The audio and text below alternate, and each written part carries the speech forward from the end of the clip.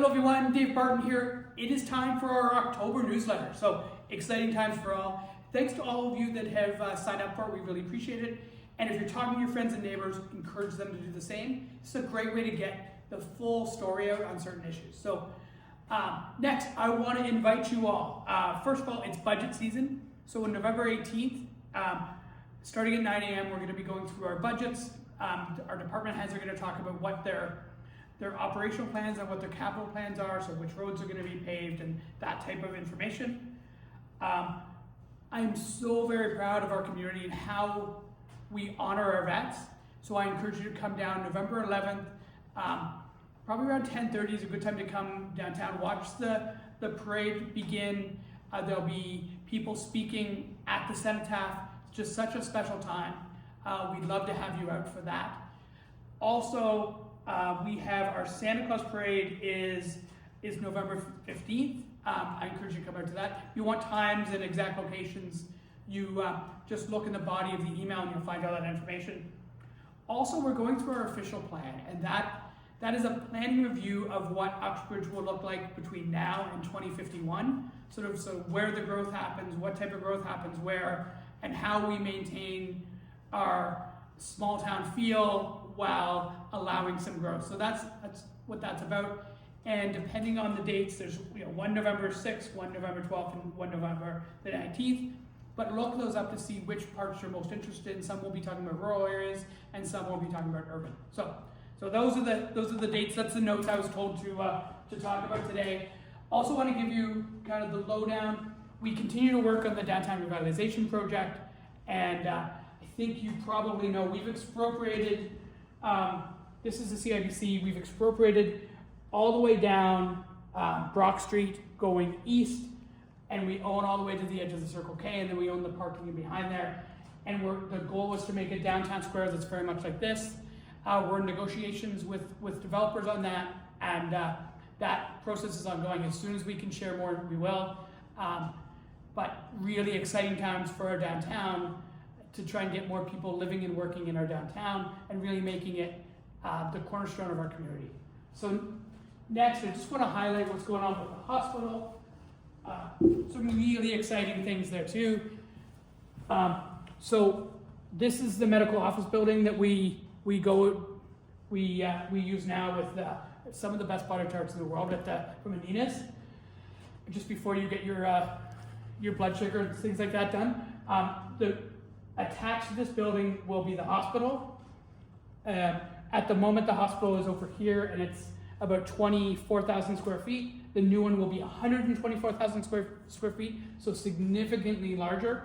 And it will be connected to long-term care, and that will have 192 beds, and that work is already happening. So at the moment, we're building the road infrastructure and the other servicing to get the site ready for construction, and just keep paying attention for additional information on this build. As well, there's a ton of fundraisers that have happened. Some in my name, whether my mayor's golf tournament or the mayor's cup go-kart race and all kinds of fun things like that. But also an amazing event last month that was organized by Jim Williamson, and that was the Uxbridge Hospital Classic, and it was a really cool hockey tournament where we had a number of NHL players play alongside with your friends, your neighbors, your dentists, whatever, but everyone played and had a really good time, and to have the opportunity to play with your heroes who play in the NHL was just a really cool time. We're going to jump into questions now, and we're going to put Sierra on the spot, and she's going to read them to us and record at the same time. Yes, multitasking. The first question is about in-camera meetings and what that's all about. Yeah, so there's been some interesting press on this. An in-camera meeting is basically, it's a closed-door meeting where we're talking about any type of legal issue, any identifiable individual who's not on council. So if there's a staff member that we're talking about their HR career, or we're talking about a member of one of our committees, members who are either wanting to join a committee or wanting to get off a committee. Anytime we're talking about a person, we do those meetings in camera. We also seem to be doing some tree work in the background, so it might be a little loud, I apologize. So those meetings are in person when we're talking about legal and people. Then the other things that we've been doing an awful lot of, and that's real estate. So if you look over there, whenever we were expropriating property, buying and selling property from a willing buyer, willing seller, whenever we were moving tenants or talking about expropriation or any of the legal conversations that we had about that, or the process as we're giving council updates on all of those same things, those are all done in closed session. The other thing that we've done a ton of right now, and this is, I'll just kind of let you know where the map works. This is Uxbridge. This is the urban area of Uxbridge. This is our countryside preserve. This is all the provincial parks land in dark blue. But we are adding lands to the provincial park. So this one in like a different blue here, we added this. We probably had to talk about that in camera with different legal opinions and sort of updates to council, probably at least a dozen times. Here we made a connection across Wag Road through a privately owned land here called Wood Newton into more provincial lands. This was a land donation by John McCutcheon. And every time we talk about things like that, we do it in camera. And then we publicize kind of what we did and what the final deal was on a council agenda when it becomes public. The reason why anything real estate is done in camera is so we can talk about strategy with council, so they are part of that process. And if we desperately need a piece of property and to us it's worth $1 million, but we think we might be able to purchase that piece of property for $400,000, we don't publicly say that our budget's $1 million, because that would be costing taxpayer dollars another $600K. So if that makes sense, these conversations have to happen in camera. And what the goal here is to connect Uxbridge to some of the Pickering lands and where there's a significant development in the future, all through trail access, as well as accessing the township of Uxbridge through the Uxbridge Urban Provincial Park into the route. So we're trying to make all those connections so that we can bring tourists in from all those different places. And again, those conversations have to happen in camera. Now, we as council could make a decision, or that basically council didn't want to have any updates on any of those projects. We just let staff do all the work. We'd let me, own all those conversations from a council perspective. But we have chosen to make sure that we are as open and transparent as possible, and council are involved in every step of the way on every one of these projects. So it's really easy to not have in-camera meetings, and that's by being less open, not more open. The only way to protect the taxpayer and keep council informed is to do it in a closed session of council, and that's the way we do it. Anyway, I think I answered that. Let's see if you guys have further questions after.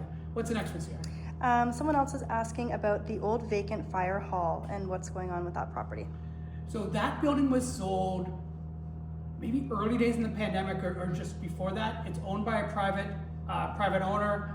We have received some development applications about that. I don't think it's gone for rezoning yet, so I don't think it's been in a public meeting yet. But that gentleman is looking to develop that over time, and we haven't seen anything new on that property for probably about a year. And another question regarding the PV Mart and what's happening at that property. So again, another privately owned piece of property. I think if you peek in the windows, it's going to have, you're going to notice there's Dollarama information on it right now. What I have done on that is I introduced the owners of that building to